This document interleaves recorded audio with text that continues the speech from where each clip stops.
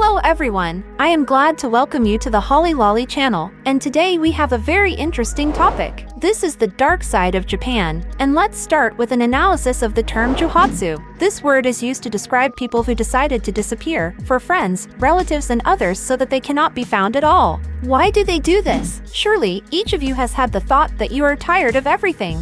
Tired of work, tired of your boss, or you lost too much money in gambling and cannot afford to appear in front of your family. Or maybe you didn't pass an important exam at the university. Similar life situations lead people to different outcomes. Someone decides to end their life, and someone becomes Johatsu. They simply decide to disappear, and there are special companies for this in Japan. Interestingly, if your family contacts the police with a wanted report, it is unlikely that the police, knowing that you are Johatsu, will look for you. In Japan, this is perceived as a conscious and lawful act, and no one will restrict your right to disappear. In addition, this is a serious stigma for your entire family. Therefore, they try to forget about such people forever. Companies that provide this service help the client in everything. They cover their tracks and transport a person. And here, practically in the center of Tokyo, there is a disadvantaged area. You cannot find it on any of the official maps, and from a legal point of view, it does not exist at all. The Sanya area almost entirely consists of slums and very cheap hotels in which a room costs $18 to $20 per day. Why are these hotels so cheap? The reason is that they are designed for illegal migrants, homeless people, that is, for people who have a difficult legal status and no money. Usually, the hotel serves as a place to take a shower or warm up, but not as a permanent home. And considering that most of the clients of such hotels live in tents, a warm shower and a clean bed for them is a holiday that cannot be arranged very often. And this area is considered a ghetto. Although no one talks about it, everyone is shy, avoids it, no one goes there. And if you ask a Japanese person about this area, most likely he will tell you that there is nothing like that there, or he knows nothing about it. People living in Sanya take on the most difficult and low-paid jobs in order to earn at least some money. This area is completely uncontrolled by the authorities. It is only under the control of the Yakuza. In the Sanya region live the Burakumin, the so-called Japanese lower caste, butchers and tanners who cut up meat and make wagyu steaks, which are later served to the table of wealthy Japanese and tourists. And although these people perform in-demand work, still religiously it is considered dirty, so such people are avoided. Even marrying them is considered something shameful. In a 2015 article, one Burakumin said that when his wife's family found out about what he was doing, they simply cut off all contact with him. Also in the same article it is said that in the 70s, when hiring a person, they checked his name with the list of Burakumin so that he would not be on this list, otherwise he would not be hired for any prestigious job. Where did these names come from? In the 70s, there was an informal handwritten book of 330 pages, which could be bought for 50,000 yen, and self-respecting companies bought it and checked all employees in this way to avoid Burakumin in the workplace. People from this list, their relatives, and even their neighbors were not hired for any normal jobs in Japan at that time. And similar people lived in the Sanya area. At the same time, the authorities decided to remove this area from all maps and guides to Tokyo. And the area itself was divided into several small areas, but with different names. There are absolutely no young people here, only old people live here, and mostly everyone lives in tents. They live poorly, there is barely enough money for food. Now I'm recording a video and thinking that the fact of this kind of people's existence in the modern world is very sad. It is a pity that people are being oppressed for their profession. What do you think about this? Write to me your thoughts in the comments. In Japan there is the most mystical forest in the whole world. To avoid blocking this video, I will not say the name of this forest, but I think you might have heard about it. And every year from 50 to 100 people go there forever. And they leave for one purpose. This forest is shrouded in different stories and mysticism. They say that telephones stop working in that forest, compasses get lost, and if you get lost, it's almost impossible to find a way out. They say that you can't even hear human cries there. In Japan there is a lot of competition, a lot of overwork, and a lot of loneliness. But the culture of the Japanese forbids them to complain. They keep everything to themselves. It all accumulates. Many people go into this forest just to reboot, to listen to silence, to find some kind of solitude, but many go there for a specific purpose. This forest is located not far from Mount Fuji, and knowing what is happening there, at the entrance to the forest they installed signs with psychological help telephone numbers so that the person would still call and may have saved his life. People often find abandoned clothes and personal belongings in this forest. And you know, it gives me goosebumps. I wouldn't want to go for a walk in this forest. True, I try to avoid such places because I believe in negative energy. I am a very impressionable person. I take everything very close to my heart. Even if you are in such a bad place, I believe that later it will be reflected in your inner world. In the 19th century, old people and children who could not be fed were brought here to die. This place is full of all sorts of rumors, gossip, legends, myths, and even if all this is fiction, this place is still terrifying. They say that people who died in this forest will never find peace.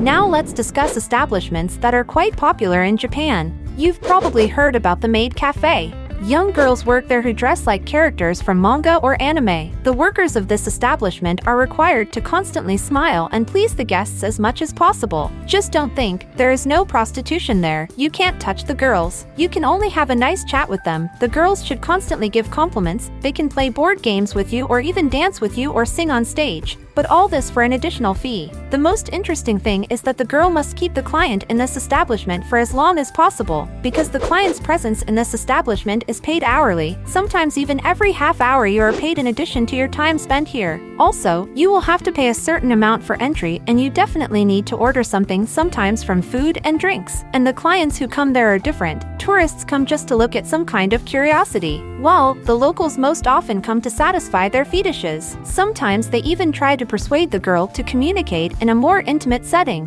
Why do they take such a job? You can say, yes, it is their own fault. They themselves chose this path. And I agree with you, but very often these girls are students. They choose this job for the reason that students are rarely hired for a normal job with a decent salary. And Tokyo is a very expensive city, so they have to work in such an institution where there are no special requirements for the staff, except for a cute appearance. These girls very often have panic attacks and depression. All this accumulates in the head. And once my husband and I were in such an establishment with the purpose of just filming a video on YouTube. By the way, filming there is prohibited, so I had to film everything secretly. And what did I see on the faces of these girls? Yes, they, of course, smiled, but it was all feigned and insincerely. That is, sadness is clearly visible behind their smile. I sincerely wanted to hug her, feel sorry for her and sympathize with her, because, most likely, her life forced her to entertain clients like this. They say that there are also establishments where girls wear short skirts without underwear, and the floor in these establishments is mirrored. Most clients go there to see what is under the girls' skirts. Some even come up with various tricks to get a better look at everything. For example, allegedly by accident, they drop cutlery and ask the waitresses to pick them up. I have an ambivalent attitude towards such places. On the one hand, this cannot be called prostitution, but on the other hand, this is a rather creepy establishment.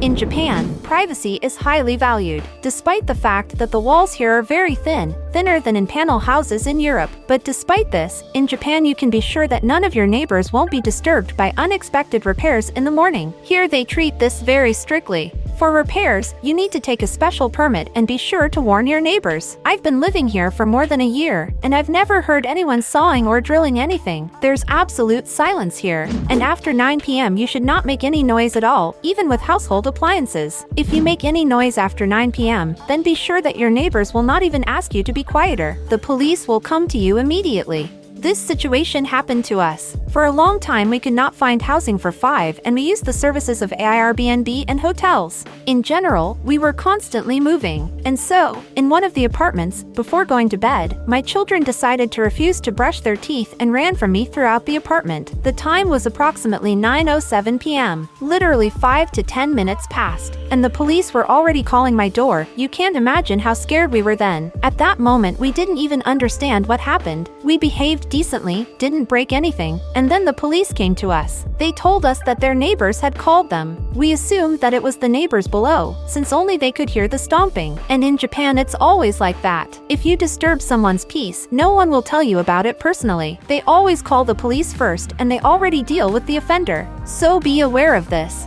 And despite the fact that all the local residents tell me that I am wrong, I still do not understand this feature of the Japanese mentality. Japanese used to call the police for any little thing, but here they are allowed to call an ambulance only as a last resort, when a person is already on the verge of death.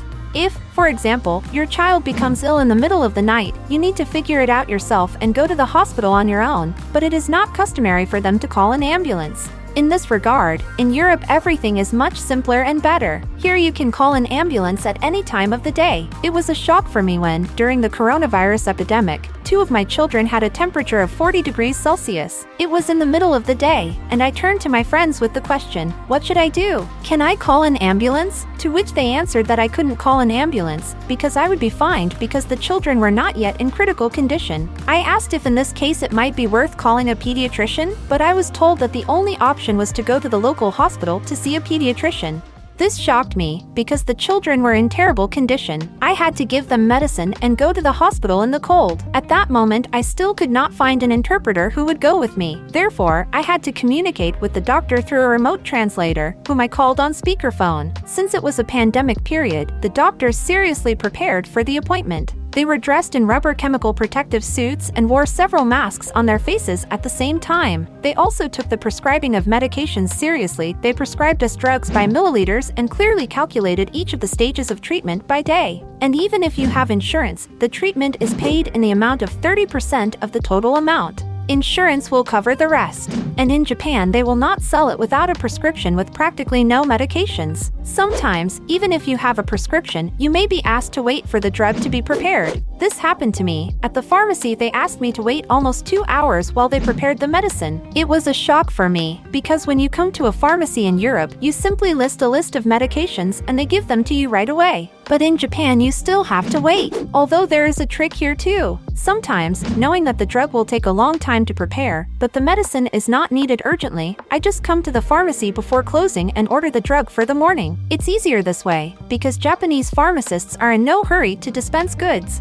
First, they label the bags and write instructions for use and recommendations on pieces of paper. And if there is a line at the pharmacy, then this process can take a lot of time. In general, I was very surprised by the fact that the police are called for any little thing. But an ambulance can only be called in an emergency. One of my friends told me that while she was in line to see a doctor, one of the people waiting for an appointment simply fainted. At that moment, the doctors brought him a gurney, sat him on it, and gave him some kind of drug to sniff, possibly ammonia. When the man regained consciousness, they asked him to wait a little longer in line to see the doctor. And at that moment it was very hot outside. The temperature was about 40 degrees Celsius. All the people who have lived here for 18 to 20 years tell me that I am wrong, that this system works smoothly and is necessary. But still, I think that the rules for calling an ambulance should be simplified and people should be given the opportunity to call at least a pediatrician at home for an examination of children. This is my opinion on this situation. Tell me what you think. Maybe you think differently. Interesting.